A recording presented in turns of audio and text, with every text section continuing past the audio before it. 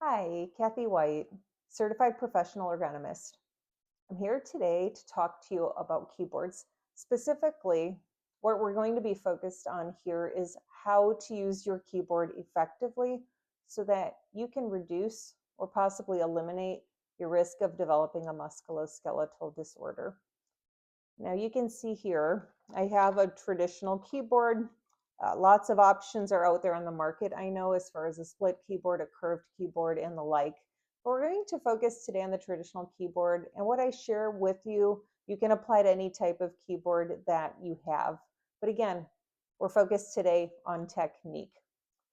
The first thing I want you to be aware of is that you'd like to have the keyboard in line with your monitor, centered in front of the midline of your body, so that you're not reaching one way or another, you're not bending or twisting while you're facing and using the keyboard.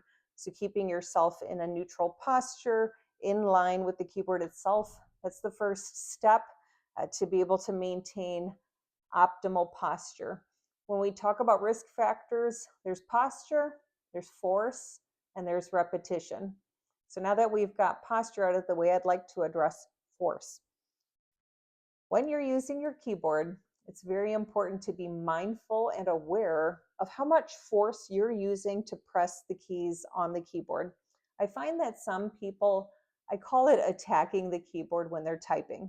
There can be a couple of reasons that this happens, but if you notice when you're pressing keys, it's loud like this. That is a sign that you're probably using a lot of force. I would encourage you to try to find ways to just lighten up how much force you're using such that you're not really hearing the keys while you're typing. That's a good sign.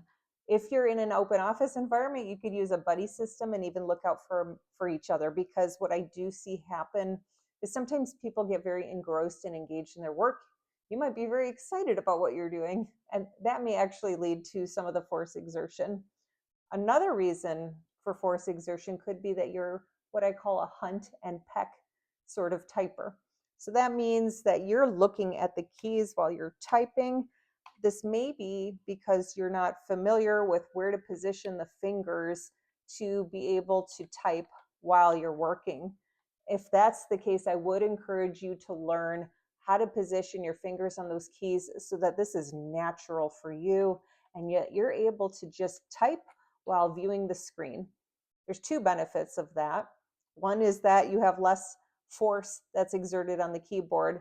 Also, you're not bending your head down and staring at this keyboard while you're typing, because as you're bending that neck down, our heads are heavy, around 7 pounds or more. And so now your neck is taking all of that strain, similar to when people are staring at their phones.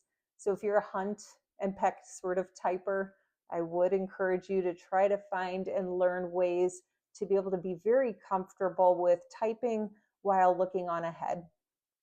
Now we've covered force. The last aspect to